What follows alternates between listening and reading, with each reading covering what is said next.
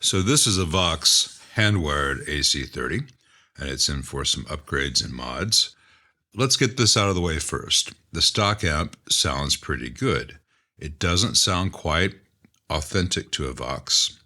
The pots are very small, the knobs are very cheap and feel very cheap. Some of the switching options aren't great. We're going to change that. Most of the switches are loose. We're going to make sure they're all aligned perpendicular. You know, everything's straight and tight. That way I can move by my hand. I'm going to make sure that all the jacks and switches are clean. They're over filtered in stock form. So we got a 33 and a 22. Originals would have been 1616. 2222 is close enough with modern components. But down here, they've got 347 microfarads, and that would be 10, 30, 10 in an AC30, the JMI build.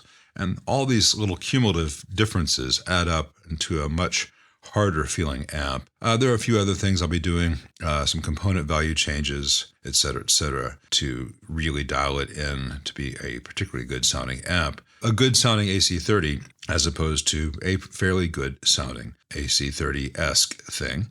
I'll be changing the master volume from the simple crossline to a post-phase inverter LARMAR, and the switch here, which turns the master volume on and off, will be turned into a mute switch, which is much more useful. And we're going to be changing the way the boost operates. Obviously, you've seen my previous stuff, and we're going to wire this a little more intelligently. We're going to also be putting the two channels out of phase with each other, the way they are with the JMI. Now, if it was just a matter of the polarity of the two channels, I could leave that stock and someone could use an ABY box with a polarity inversion to emulate that without making a change to the amp. But it's not just a matter of the polarity, it's a matter of how the channels are mixed together. And in stock form, this amp does not have the correct amount of gain per channel compared to a JMI. So when I say correct, I'm not saying Lyle said, I'm saying how a JMI era AC30 reacts versus how this reissue reacts, the hand-wired in this case. And it's a matter of the mix resistors being very different in their impact in the hand-wired circuit versus the JMI. Let me point out something for any owners of the hand-wired series. Notice this gap here between these resistors, which are the screen grid resistors, and these resistors here, which are the grid leaks, the 220Ks and 10Ks that they have with their master volume. There's a gap. On the first batch, the first version of the hand-wired AC30s and AC15s, there were turrets here. On the AC15, there were 3, 1, 2, 3, and on the AC30, there were 6, just like you see here. And those would be the grid leaks, the 1.5K grid leaks. If you have an AC30 or AC15 hand-wired that has the turrets there with the resistors that look kind of like these here, your amp is going to be prone to oscillation, and that's why Vox made a change in later runs, like you see here. And if yours has the components here, take it to a tech. It's very easy for a tech to move those resistors directly to the pins of the output tubes.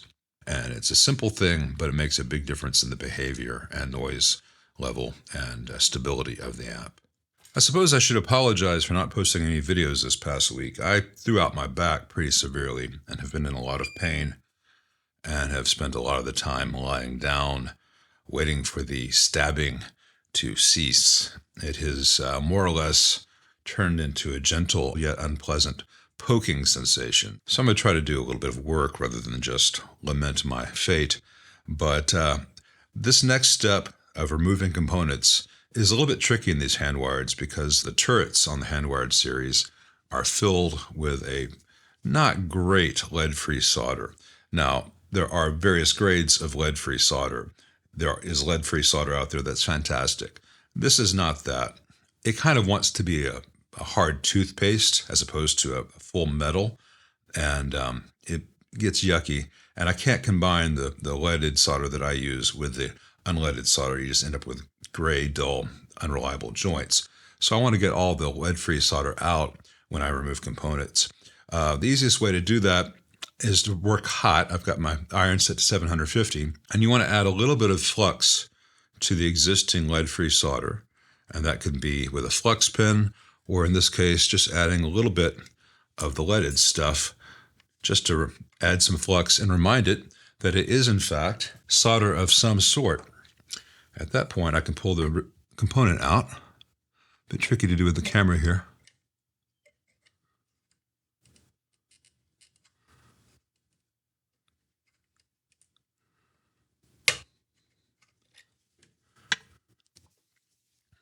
Really tricky to do with the camera here.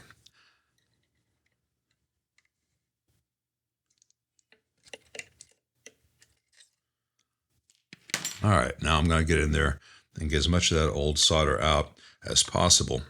I have found that this stuff clogs up desoldering stations something fierce.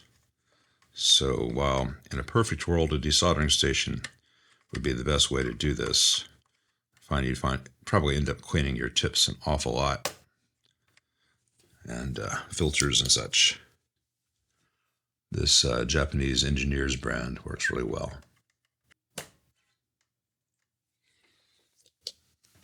I'm going to get a little bit more solder out of that, but I can't really do that with the camera where it is. The camera is literally like 4 inches away from this, and it's partially over where I'm working because there's a bit of the chassis you can see here.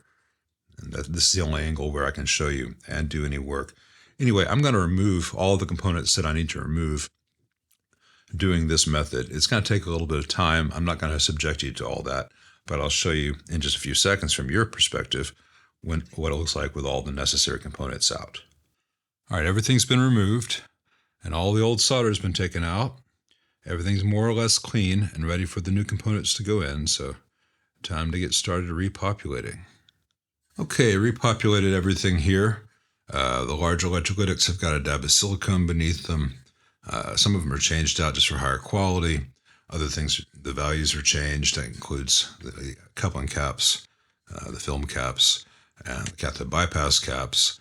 Most of the other components remain the same.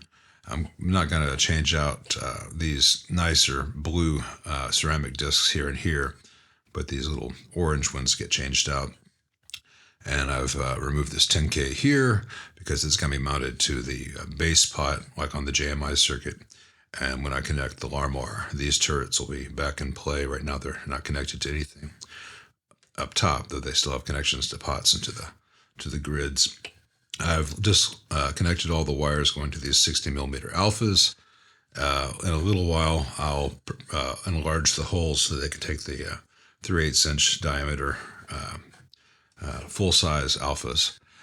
First, I've got to lift this up and move some wires around on the bottom to change the polarity of the two channels and how they go into the phase inverter. And that's a bit of a pain in the butt to do. I don't know that I can show that on the camera. And honestly, if you're qualified to do it, you can look at the schematic and see what to change. And if you need to see and be told every little step, you're probably not qualified to do it on this. It's really tricky to work underneath this board. You got to work fast, accurate, and know what you're doing, and no takebacks. So let me make the changes to the board, and then we'll prep everything to accept the new pots. All right, all the switches have been tightened and aligned correctly. All the little split shaft 16mm pots have been taken out. All the kind of grayish, beige, kind of not great looking push-on knobs have been removed. And I've enlarged this hole to 3/8 of an inch versus the smaller, whatever the millimeter is there, I can't remember. Using a stepped bit, which removes things very gradually and makes a very nice, controlled, professional-looking hole, essentially brand new factory.